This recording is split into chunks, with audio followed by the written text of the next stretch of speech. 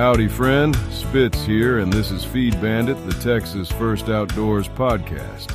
There's a sound in the South Texas brush that is as sharp and gritty as the land itself.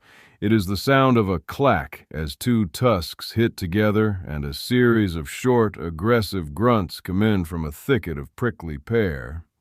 It isn't a hog and it isn't a deer.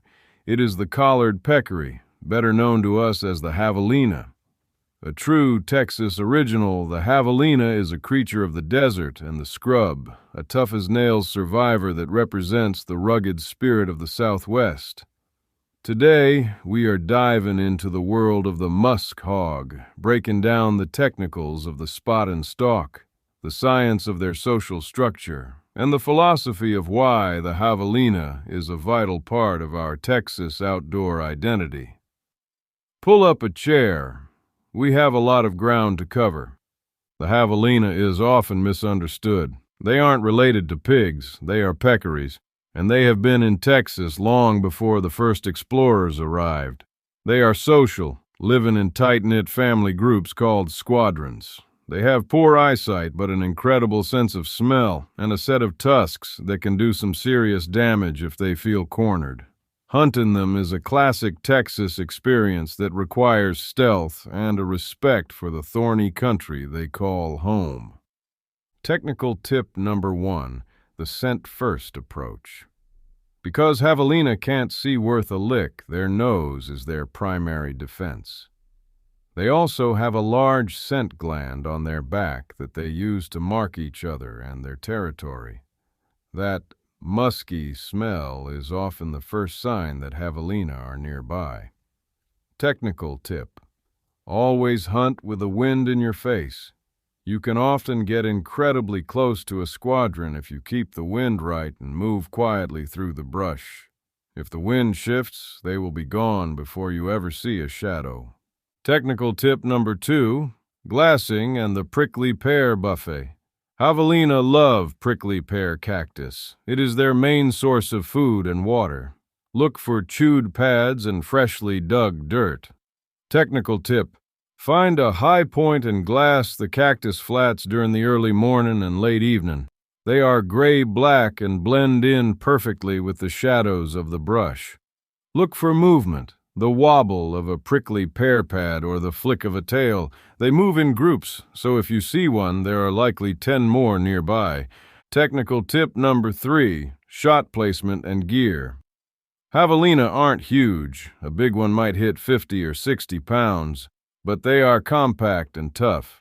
A small caliber rifle like a .223 or a .243 is plenty, but bow hunters find javelina to be the perfect challenge. Technical tip: aim for the low shoulder. Their vitals are lower and further forward than you might think. And watch out for those tusks. They are self-sharpening and can be dangerous even after the animal is down. Use caution when approaching. Technical tip number 4, managing the musk gland. There is a myth that javelina meat is inedible. That is just plain wrong. If handled correctly, javelina makes for excellent chorizo or slow-cooked carnitas. Technical tip: the very first thing you do when you harvest a javelina is to carefully skin around the scent gland on the back. Do not touch the gland or get any of that musk on the meat. Use a separate knife for skinning and for butchering. If you keep the meat clean, you have a unique and delicious Texas harvest. Preserving the tradition of the javelina hunt in Texas is about protecting our arid landscapes. Javelina thrive where other animals struggle. They are part of the ancient balance of the desert. Protecting the legacy means respecting the squadron structure. Try not to take the lead sow of a group, as it can disrupt the family dynamic. It is about being a responsible steward of our unique Texas species. We hunt javelina because it is a true Southwest adventure. It takes you into the heart of the brush, where the thorns are sharp and the air is dry. There is a thrill to crawling through the mesquite to get within bow range of a squadron of musk hogs. It is a reminder of the wild, untamable parts of the Republic that still exist. It is about the grit, the scent of the desert, and the honor of the hunt.